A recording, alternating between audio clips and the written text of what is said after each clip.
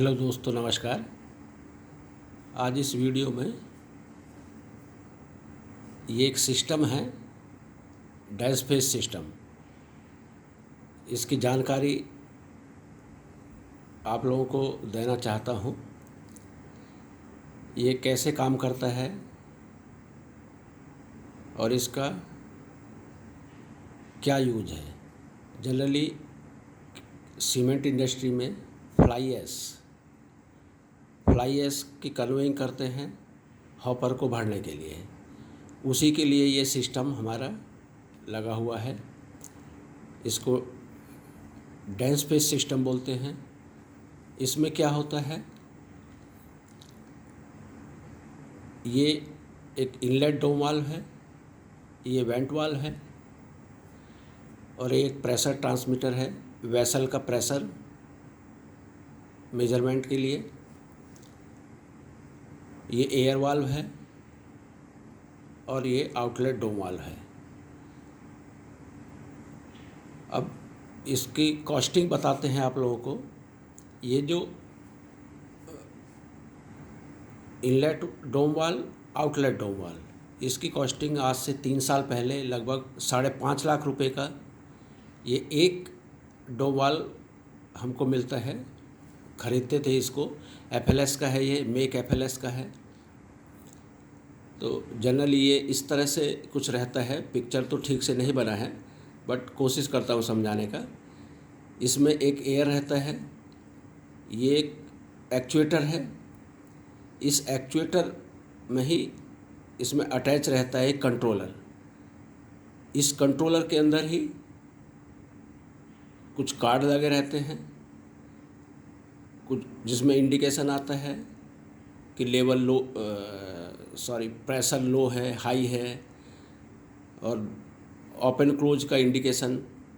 इसमें micro switches लगे हैं। जब ये शाफ्ट घूमता है तो वो लिमिट स्विचेज एक्टिवेट होते हैं। इसी में ही अंदर में इसके एक SOV लगा हुआ है।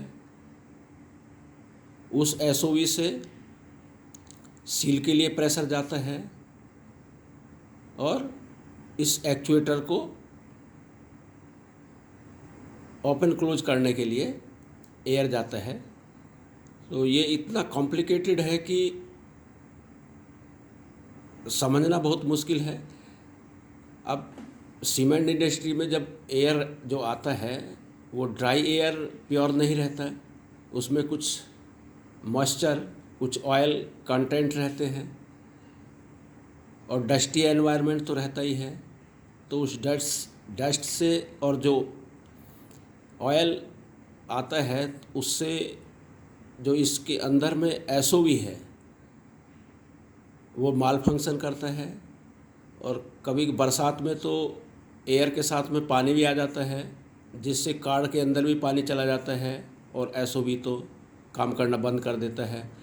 तब उस केस में क्या करते हैं, इसको पूरा उठा करके हमको रिप्लेस करना पड़ता है, या फिर स्पेयर में ये कंट्रोलर रखा हुआ है तो कंट्रोलर करते हैं, चेंज करते हैं। तो ये 3 साल पहले 5.5 लाख रुपए का आता था। ठीक है दोस्तों, अब इसका फंक्शन समझते हैं कि ये सिस्टम काम कैसे करता है। ये हमारा इसमें मटेरियल आता है, ये मटेरियल आएगा इसमें जब इनलेट डोम वाल्व खुल जाएगा।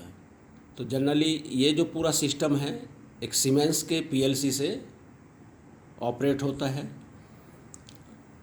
तो ये डोम वाल्व खुलेगा 30 सेकंड के लिए। तो सबसे पहले जब सिस्टम को CCR वाला कमांड देता है तो ये वेंट वाल्व खुलता है। इसके अंदर जो एयर है वो वेंट हो करके बाहर चली जाती है। बाहर में ये फिर बैक फिल्टर में कनेक्शन रहता है इसका। और उसके बाद में जब इसका लिमिट मिल जाता है कि वेंट वाल्व खुल गया है, उसके बाद में कमांड आता है इनलेट डोम वाल्व के लिए। तो इनलेट डोम वाल्व खुलता है और ये 30 सेकंड में ये प्रोसेस होता है। 30 सेकंड में इसमें 8 से 10 टन मटेरियल आ जाता है इस वेसल के अंदर। फिर उसके बाद ये दोनों क्लोज हो जाते हैं। क्लोज हो जाने के बाद में ये एयर वाल्व खुलता है ये एयर वाल्व क्या करता है, इसमें फ्लूइडाइज करता है। एयर आती है, इसके चारों तरफ ऐसे रिंग बना हुआ है, मटेरियल फ्लूइडाइज होता है और इस वेसल के अंदर प्रेशर बिल्डअप होता है।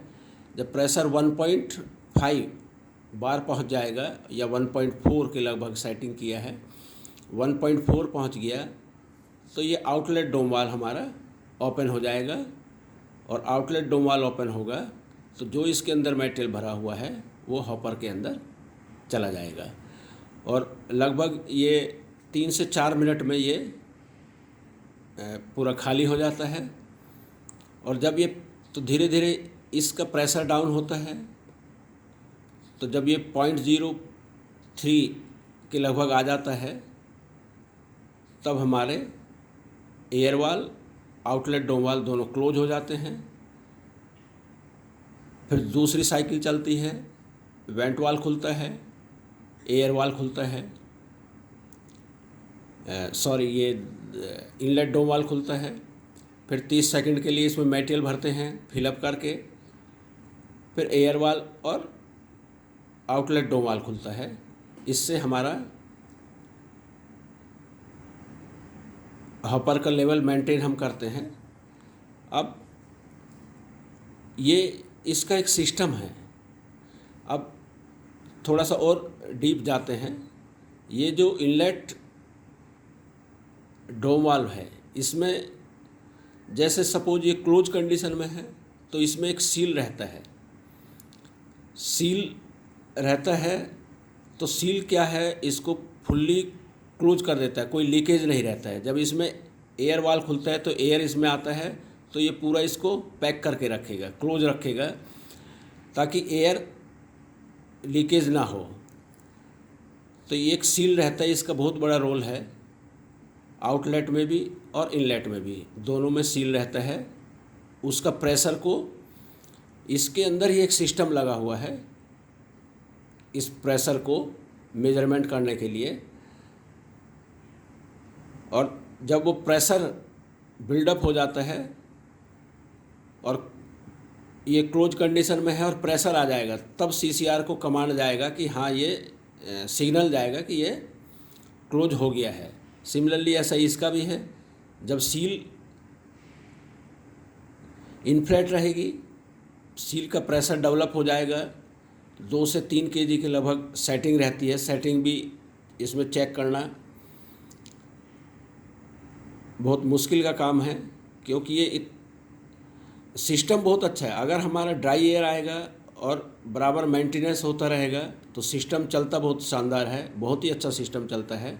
लेकिन इतना सोफिस्टिकेटेड है कि ना तो ड्राई एयर रहती है, उसमें ऑयल या मॉइस्चर कंटेंट रहते हैं, जिससे इसमें प्रॉब्लम क्रिएट होती है। हम इतने परेशान होते थे, रात में जाना पड़ता था। कभी भी सिस्टम, साइकिल चल रही है तो साइकिल हैंग हो जाएगी, मटेरियल नहीं जाएगा, ओपन नहीं होगा, ये ओपन हो गया तो क्लोज नहीं हो रहा है। इस तरह की प्रॉब्लम इसमें आती थी। तो इसके लिए क्या किया, एक दिन नाइट में, लगभग नाइट में शाम के टाइम पर, ये हमारे पास में स्पेयर भी नहीं है, डोम वाल्व स्पेयर नहीं है और इनलेट डोम वाल्व काम करना बंद कर देता है। तो अब हमको हॉपर कैसे भरें, समस्या में फंस गए। अब इसका एक अल्टरनेट सॉल्यूशन निकाल करके एक लगभग 25 टर्मिनल का जेबी लिया, 2 एसओवी लिए, एक सिस्टम डेवलप किया। रात में ही लगभग मेरे को 5 से 6 घंटे लगे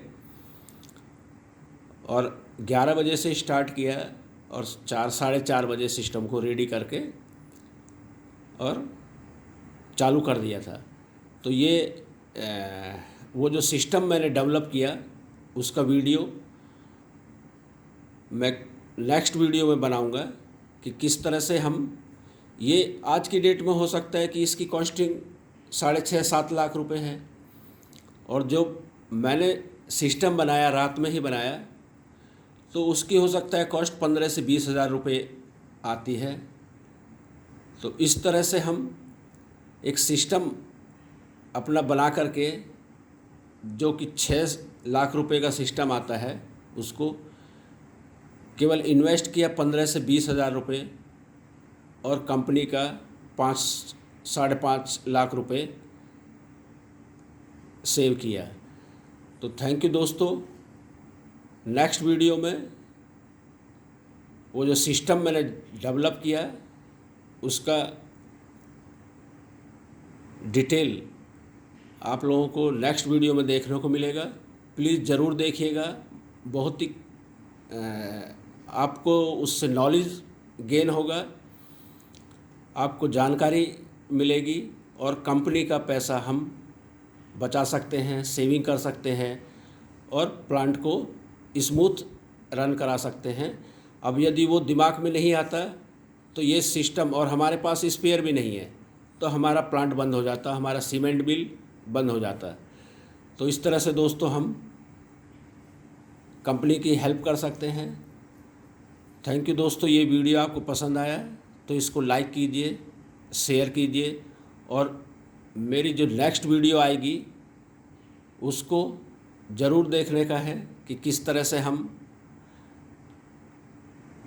एक अल्टरनेट सॉल्यूशन सिस्टम को चलाने के लिए डेवलप कर सकते हैं।